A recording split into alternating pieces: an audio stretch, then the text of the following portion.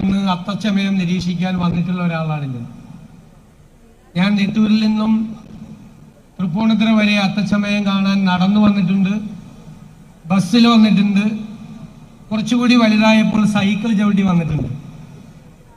എല്ലാ അത്തച്ചമയ ആഘോഷങ്ങളും അതിൻ്റെ സാംസ്കാരിക ഘോഷയാത്രയും തുടങ്ങി അവസാനിക്കുന്നത് വരെ കാത്തു നിൽക്കാനുള്ള ഒരു ആഗ്രഹം എല്ലാ പ്രാവശ്യവും ഉണ്ടായിട്ടുണ്ട്. ഇന്ന് ഈ വേദിയിൽ വന്ന് നിങ്ങളോട് സംസാരിക്കുമ്പോൾ ആ രസകരമായ മനോഹരമായ ഓർമ്മകളെല്ലാം മനസ്സിലേക്ക് ഓടിയെത്തുകയാണ്. ഇതിന് ഏറ്റവും വലിയ പ്രത്യേകത ഇതിൻ്റെ തുടക്കകാലം മുതൽ ഇതൊരു മതസൗഹാർദ്ദത്തിൻ്റെ ആ ഒരുമ വിളിച്ചോതുന്ന ഒന്നുകൂടിയായിരുന്നു.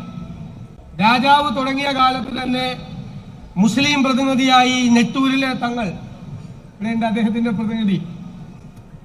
അതുപോലെ നമ്മുടെ കരിങ്ങാച്ചിറ കത്തനാർ, അതിന്റെ പ്രതിനിധി ഇവിടെയുണ്ട്. ചെമ്പിൽ അരയൻ, കൊച്ചി രാജ്യത്തിന്റെ നാവികസേനാ തലവനായിരുന്നു ചെമ്പിൽ അരയൻ. ധീവര സഭയെല്ലാം പ്രതിനിധാനം ചെയ്തുകൊണ്ടുള്ള ചെമ്പിൽ അരയൻ, അവരെല്ലാം ഈ ഘോഷയാത്രയോടൊപ്പം ഉണ്ടായിരുന്നു. അപ്പൊ എത്രയോ പതിറ്റാണ്ടുകൾക്കപ്പുറവും കൊച്ചി രാജ്യവും ഈ തൃപ്പൂണിത്തുറയും മതസൗഹാർദ്ദത്തെക്കുറിച്ച് ഉറക്കെ വിളിച്ചു പറഞ്ഞിരുന്ന ഒരു നാടാണ്. എനിക്ക് തോന്നുന്നത് തൃപ്പൂണിത്തുറയെ നമുക്ക് ഒരു ചരിത്ര നഗരമാക്കി, ഒരു പൈതൃക നഗരമാക്കി ഉയർത്തിക്കൊണ്ടുവരണം. തൃപ്പൂണിത്തുറയ്ക്ക് ആ പൈതൃകമുണ്ട്, രാജകീയ പൈതൃകമുണ്ട്, കലയുടെ പൈതൃകമുണ്ട്, അനുഷ്ഠാന കലകളുടെ പൈതൃകമുണ്ട്.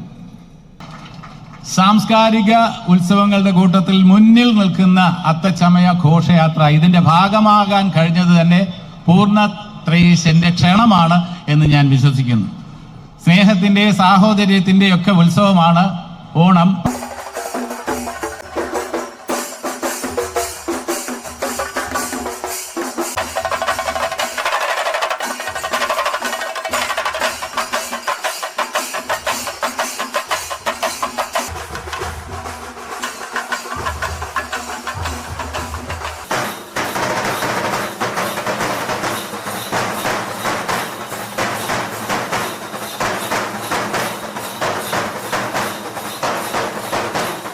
ബിസിനസ് വളർത്താൻ ഇനി AI.